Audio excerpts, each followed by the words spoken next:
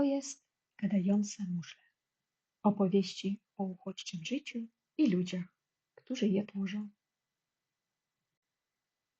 Po wielu długich godzinach, jadąc dziurawymi, rozbitymi drogami, dotarliśmy do małego, podupadłego miasteczka na zachodzie kraju.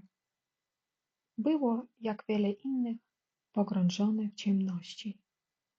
Nie jadłam cały dzień. Nie miałam na to ani sił, ani wewnętrznego pozwolenia. Nie dawałam sobie prawa żyć. Jak można, kiedy przyszedł koniec świata? Nigdy nie czułam tak wielkiego zmęczenia, które wyssało każdą cząstkę energii. Przy życiu trzymał mnie obowiązek nakarmić zwierzęta i uspokoić psa. Był bardzo przestraszony i zdezorientowany. Na szczęście miał apetyt. Kot od razu się oswoił i zasnął w łóżku, a pies płakał i nie mógł spać.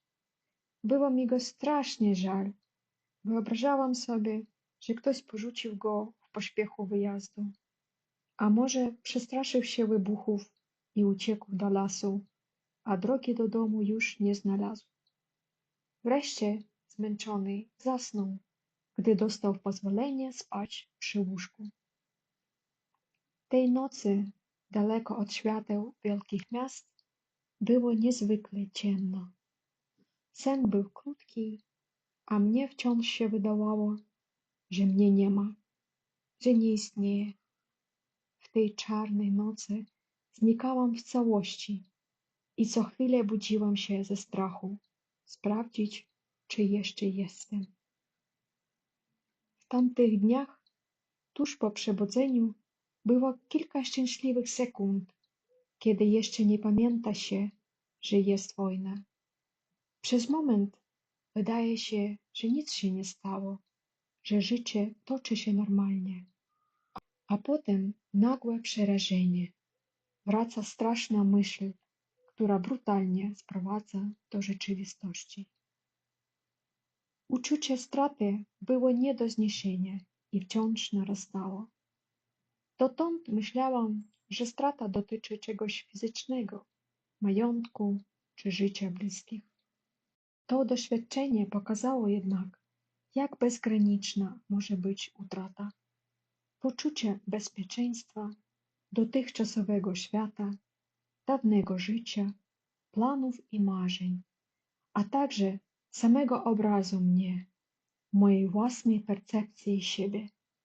Wszystko przypadło w jednej chwili. Kim teraz jestem? Kim się staję? Wydawało mi się, że już nigdy nie będę w stanie pracować ani tworzyć, że na tak strasznym wewnętrznym pokorzelisku nie narodzi się już żadna dobra idea.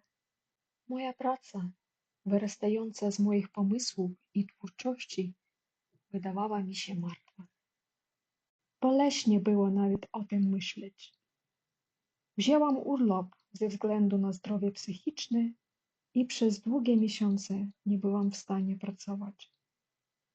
Zaczęła się moja żałoba po ogromnej stracie, długa i ciężka, a w głębi, pod warstwą popiołu, pojawiało się coś nowego.